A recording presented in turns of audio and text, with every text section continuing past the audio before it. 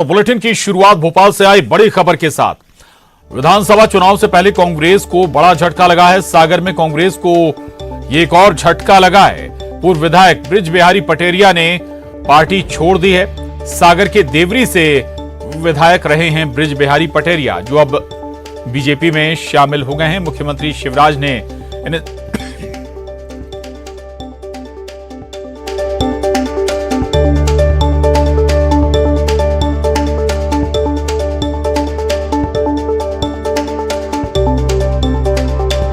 ये बड़ी खबर है भोपाल से। आपको बता दें, विधानसभा चुनाव से पहले कांग्रेस को यह बड़ा झटका लगा है। सागर में कांग्रेस को यह झटका बृज बिहारी पटेरिया, पूर्व विधायक हैं बृज बिहारी पटेरिया, कांग्रेस नेता और पूर्व विधायक बृज बिहारी पटेरिया ने पार्टी छोड़ दी है। आगे बढ़ेंगे। भोपाल से बड़ी खबर है। 2023 के चुनाव के लिए पूरी तरह चुनावी मोड में आई बीजेपी। कमजोर सीटों को बीजेपी ने आकांक्षी सीटों का नाम दिया है। आकांक्षी विधानसभा सीटों के प्रभारियों की बैठक शुरू हो गई है। प्रदेश बीजेपी कार्यालय में यह बैठक शुरू हुई है। संगठन महामंत्री हितानंद शर्मा, प्रदेश प्रभारी मुरलीधर राव, प्रदेश अध्यक्ष वीडी शर्मा बैठक ले रहे हैं। विधानसभा सीट पर कामकाज को लेकर रिव्यू हो रहा है। कमजोर विधानसभाओं के आगे की रणनीति को लेकर ये चर्चा हो रही है। तो ये बड़ी खबर है भोपाल से। दरअसल विधानसभा चुनाव 2023 के लिहाज से बीजेपी पूरी तरह से चुनावी मोड में आ चुकी है और अब फोकस और टारगेट कमजोर सीटों पर है। आकांक्षी विधानसभा सीटों के प्रभारियों की बैठक शुरू हुई है। न्यूज 18 संवाददाता शैलेंद्र भदौरिया भोपाल से हमारे साथ जुड़ गए हैं। शैलेंद्र, 23 की तैयारी में बीजेपी जुट गई और खासतौर से अब फोकस उन सीटों पर जो जहां बीजेपी कमजोर है, क्या उन पर रणनीति हो सकती है? देखिए, बिल्कुल ये सबसे महत्वपूर्ण है कि जिन सीटों पर 2018 में बीजेपी को हार का सामना करना पड़ा था, उन सीटों पर विशेष फोकस किया जा रहा है, क्योंकि बहुत आवश्यक हो जाता है कि उन सीटों पर अभी से रणनीति तैयार की जाए। क्योंकि जिस तरीके से ये आकलन किया गया है कि कुछ सीटें ऐसी भी थी जो बहुत ही मामूली अंतर से बीजेपी हारी थी, तो ऐसे में अब उन सीटों पर आखिर क्या कारण उस समय हार के रहे थे। हालांकि तात्कालिक बाद भी उस पर चर्चा हुई थी, लेकिन चूंकि अब 2023 में चुनाव होने और ऐसे में उसके ठीक पहले वो एक बार रिवीजन फिर से किया जा रहा है बीजेपी में। उन सीटों के प्रभारी जो हैं उन सबको यहाँ पर बुलाया गया था और उनके साथ बैठक हुई है। उनसे विषय सारे जाने गए कि आखिर क्या क्या ऐसी चीजें रही थी कि जिस कारण बीजेपी को हार का सामना करना पड़ा था। तो ऐसी अब तमाम जो मुद्दे हैं उनको लेकर वो बैठक हुई है और प्रदेश अध्यक्ष वीडी शर्मा जी यहाँ पर प्रदेश कार्यालय में मौजूद हैं। हम कोशिश करेंगे उनसे बात करने की कि आखिर उनसे बात हो सके। तो बिल्कुल देखिए सर आज बैठक हुई है, किस तरह की बैठक रही? आज हमारी आकांक्षी विधानसभाओं की बैठक थी और आकांक्षी विधानसभाओं की बैठक में सभी हमारे प्रभारी लगातार, ये रूटीन बैठक है, चलती रहती है, तो इसलिए संगठन काम के सुदृढ़ता के साथ जो हमने बूथ पर 51% वोट शेयर का संकल्प लिया है, उसको पूरा करने में हमें और क्या क्या, और समीक्षा हम लगातार करते हैं हर बैठक में। तो ये रूटीन बैठकें महीने के अंदर लगभग हम करते हैं। तो इस दिशा में आज काम की समीक्षा के साथ आगामी समय में और क्या करने की जरूरत है, उस पर सभी कार्यकर्ताओं ने बेहतर काम करने का प्रयास किया और हमें विश्वास के साथ इन विधानसभाओं को भी ऐतिहासिक बहुमत से हम जीतेंगे। लेकिन आकांक्षी विधानसभा नाम दिया गया, मतलब कम से कम वो सीटें जो 2018 में किसी कारणों से नहीं जीत पाए थे, उन पर अब पूरा फोकस। आकांक्षी है और जीत की आकांक्षा है और आकांक्षा पूरी होगी, क्योंकि संगठन के काम के बल पर, गरीब कल्याण की योजनाओं के बल पर, नेतृत्व पर जनता का जो विश्वास है भारतीय जनता पार्टी ने जो किया उसके बल पर। तो प्रदेश अध्यक्ष वीडी शर्मा जी हैं जो साफ तौर पर ये कह रहे हैं कि बिल्कुल जो योजनाओं का काम हुआ है, चाहे वह केंद्र सरकार की हो या राज्य सरकार की हो, उन्हीं योजनाओं के बलबूते पर 2018 में उन सीटों को जीतने के पूरा प्रयास बीजेपी करेगी जो 2018 में जिन सीटों को नहीं जीत पाए, तो 23 में उन सीटों को पता करने का पूरा प्लान तैयार किया जा रहा है। बिल्कुल बिल्कुल, यानी कि जो 2018 में नहीं जीते हैं, अब फोकस, पूरा फोकस 2023 में जीतने का है। शुक्रिया शैलेंद्र पूरी जानकारी के लिए।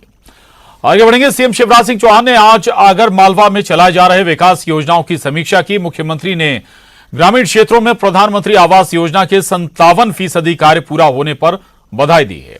वहीं शहरी इलाकों में योजना की गति धीमी होने पर भी चिंता जताई। सीएम ने कलेक्टर और एसपी को योजना की मॉनिटरिंग ठीक से करने और गति बढ़ाने के निर्देश दिए हैं। इसके अलावा जल जीवन मिशन के तहत किए जा रहे कामों की गुणवत्ता और रेस्टोरेशन के बारे में भी जानकारी ली है। सुसनेर नगर में पाइपलाइन की गुणवत्ता की शिकायत को भी दूर करने के मुख्यमंत्री ने निर्देश दिए हैं।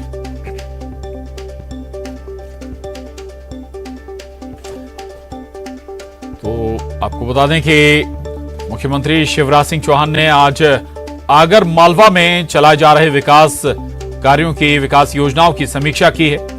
मुख्यमंत्री ने ग्रामीण क्षेत्रों में प्रधानमंत्री आवास योजना के 57% कार्य पूरा होने पर बधाई भी दी है और शहरी इलाकों में योजना की गति धीमी होने पर चिंता जताई।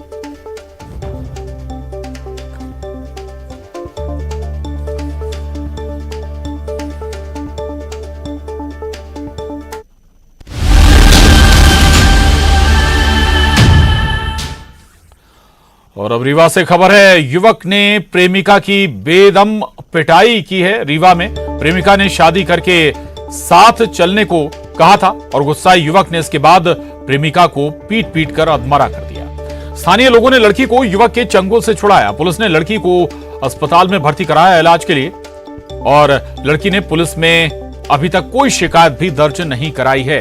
मारपीट का ये वीडियो वायरल होने पर अब मामला पुलिस ने दर्ज कर लिया है। तो ये तस्वीरें देखिए आप, ये वीडियो सामने आया है। दरअसल रीवा का ये वीडियो बताया जा रहा है जो अब वायरल हो गया। इस वीडियो के वायरल होने के बाद पुलिस ने शिकायत दर्ज की है युवक के खिलाफ। ये देखिए आप तस्वीरें, बेदम पिटाई करता हुआ युवक नजर आ रहा है। बताया जाता है कि प्रेमिका ने शादी करके साथ चलने को युवक से कहा था। इसके बाद गुस्साए युवक ने प्रेमिका की इतनी पिटाई की कि वो अधमरी हो गई। ये देखिए आप, बेदम पिटाई करते हुए युवक का ये वीडियो सामने आया है और बहस करता हुआ भी इसके बाद नजर आ रहा है। हालांकि ये वीडियो सामने आने के बाद अब पुलिस ने मामला भी दर्ज किया। हालांकि युवती ने कोई शिकायत इस मामले में नहीं कराई थी।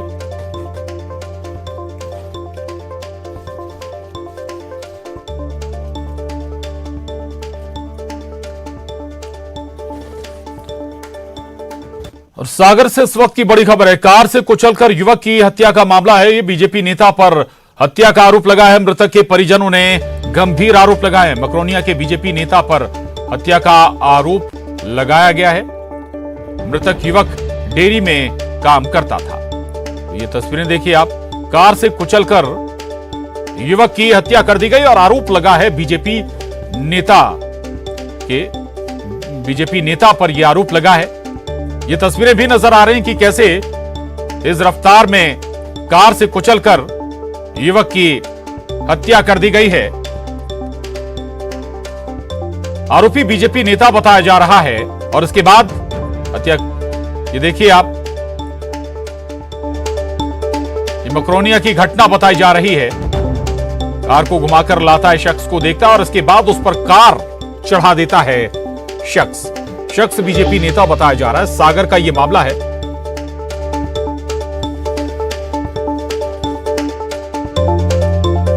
तो सागर में चुनावी रंजिश में महिला पार्षद के भतीजे की गाड़ी से कुचलकर हत्या करने के मामले में चक्काजाम और प्रदर्शन करने के बाद आरोपियों के होटल पर जेसीबी चल गई। युवक की हत्या के विरोध में लोगों ने बड़ी संख्या में मकरोनिया में विरोध प्रदर्शन किया था और होटल तोड़ने की मांग को लेकर चक्काजाम कर दिया। प्रदर्शनकारियों ने होटल तोड़ने के बाद ही अंत्येष्टि की बात कही थी और स्थिति बिगड़ती देख पुलिस ने जेसीबी से होटल के आगे का हिस्सा तोड़ मांग है कि इनका अवैध सागर का मामला है। परीक्षण किया जा रहा है तो इस पर कार्रवाई भी आपके सामने हुई है। 4 घंटे से अभी तक जाम है, हटा नहीं जाम, उसकी क्या वजह हाँ, है? इनकी ये मांग है कि पहले ये अतिक्रमण हटाए, वो तोड़ा जाए, फिर ये हटाएंगे। ये कार्रवाई खबर दमोह से बड़ी खबर है, एसएफ जवान की चौकी के सामने बेरहमी से हत्या कर दी गई। हत्या के बाद भी आरोपियों ने हंगामा किया और अस्थायी चौकी पर जमकर पत्थरबाजी की। 3 लोगों ने घटना को अंजाम दिया है। चौकी के बाहर हो रहा शोरगुल शांत कराने निकला था जवान। कसाई मंडी पुलिस अस्थायी चौकी में पदस्थ है और आपको बता दें कि सीसीटीवी कैमरे में पूरा घटनाक्रम कैद हो गया है। तो ये देखिए आप, दमोह में एसएफ जवान की चौकी के सामने ही बेरहमी से हत्या कर दी। बड़ी दुखद घटना है। एक तो वो एसएफ का जवान था और पुलिस के साथ अगर ऐसी वारदात हो जाती है तो ये बताइए फिर जनता कहाँ तक सुरक्षित रहेगी। जो मैदान में रोड में पड़ा था, फिर उसको उठाया, मैंने उठाने की कोशिश किया और पानी डाला, बिल्कुल ही होश में नहीं आए। तो फिर 100 मैंने फ़ोन किया उसके बाद का, हिमांशु कांस्टेबल है, उसको फ़ोन करने पर वो लोग आए, फिर सभी लोग हो गए। टीआई साहब को भी फ़ोन हो गया था, एसपी साहब को फ़ोन हो गया था, फिर आगे उन लोग उठा कर ले आए 100। हम गंभीरता से इसको ले रहे हैं और अभी आसपास मौका निरीक्षण करेंगे, आसपास लोगों से पूछताछ करेंगे, सारी स्थिति क्लियर हो जाएगी कि ये चोट कैसे आई, पत्थर से आई है या किसी। और उधर निवाड़ी के पृथ्वीपुर थाना क्षेत्र के मनिया गांव में 2 परिवारों में आपसी रंजिश में दबंगों ने एक परिवार पर लाठी डंडों से हमला बोल दिया और जमकर मारपीट। इतना ही नहीं, दबंगों ने मकान में आग भी लगा दी। सूचना पर पृथ्वीपुर पुलिस ने मौके पर पहुंचकर 2 घायलों को अस्पताल में भर्ती कराया है। अब पुलिस पूरे मामले की जांच में जुटी है। एक मिनट तो लगना है। चलो ठीक है, चलो।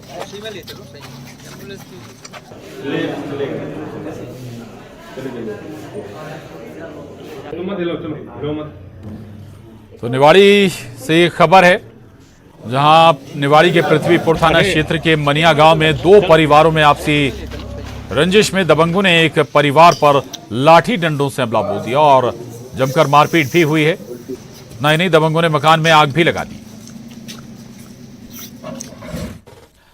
खबर टीकमगढ़ से बड़ी खबर है, बंदूक से फायर करने का वीडियो वायरल हुआ है। 2 दिन पहले हुए गोलीकांड का मामला है ये। जमीनी विवाद को लेकर बताया जा रहा है कि गोली चली थी।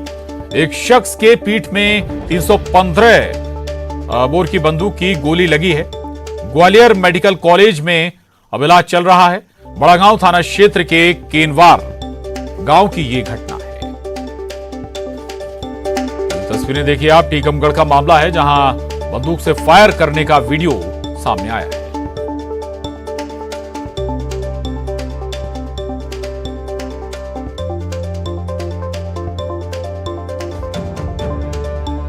खबर बैतूल से बड़ी खबर है, सड़क हादसे में 4 लोगों की मौत हो गई है। बैतूल में बैतूल नागपुर 4 लेन पर यह भीषण हादसा हुआ है। तेज रफ्तार कार सामने से आ रहे ट्रक में जा घुसी।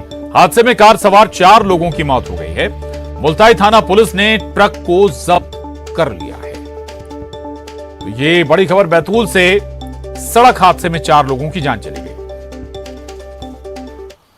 उधर टीकमगढ़ में 2 दुकानदारों में ग्राहक को लेकर मारपीट हो गई। इन दोनों व्यापारियों की अगल बगल में जूते चप्पल की दुकान है और ग्राहक को लेकर इनमें विवाद हो गया। विवाद में नौबत मारपीट किया गई और अब इसका एक वीडियो सोशल मीडिया पर वायरल हो रहा है। तो ये तस्वीरें टीकमगढ़ से सामने आई हैं। बताया जा रहा है कि 2 दुकानदार आपस में टकरा गए, भिड़ गए। एक ग्राहक को लेकर दोनों दुकानदारों की आसपास आजू बाजू में जूते चप्पल की दुकानें हैं और उसके बाद ही ये जमकर मारपीट हुई है।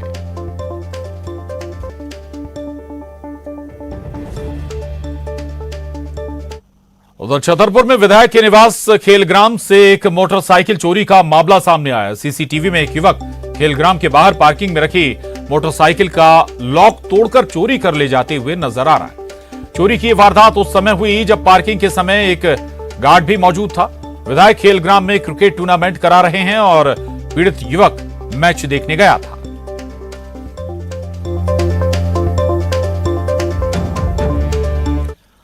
और सिवनी से बड़ी खबर है, बीजना नदी से अवैध उत्खनन के दौरान हादसा हो गया। रेत ले जा रहा ओवरलोड ट्रैक्टर घाट पर पलट गया। बेकाबू ट्रैक्टर के ड्राइवर ने कूदकर अपनी जान बचाई। हादसे की लाइव तस्वीरें सामने आई हैं। सुनवारा चौकी के गोरखपुर गांव के पास की ये घटना है। तो ये बड़ी खबर है सिवनी से, बीजना नदी से अवैध उत्खनन के दौरान हादसा हुआ है। रेत ले जा रहा ओवरलोड ट्रैक्टर घाट पर पलट गया है। ये देखिए आप, हादसे की लाइव तस्वीरें सामने आई।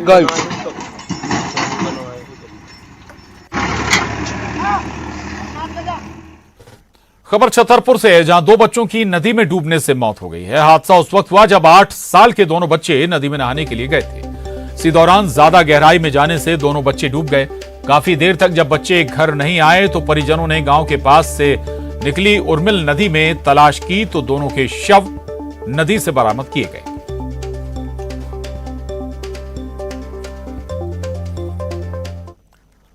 ऊर्जा मंत्री प्रद्युम्न सिंह तोमर अपने अलग अंदाज के लिए जाने जाते हैं। आज सुबह भोपाल से ग्वालियर आए ऊर्जा मंत्री प्रद्युम्न सिंह तोमर रेलवे स्टेशन से सीधे गजक कूटने पहुंच गए। ऊर्जा मंत्री अपनी विधानसभा क्षेत्र में विकास कार्य का फीडबैक लेने के लिए पहुंचे थे। ऊर्जा मंत्री तोमर ने जब गजक बनाते कारीगरों को देखा तो वो खुद को नहीं रोक पाए और वो भी गजक कूटने बैठ गए।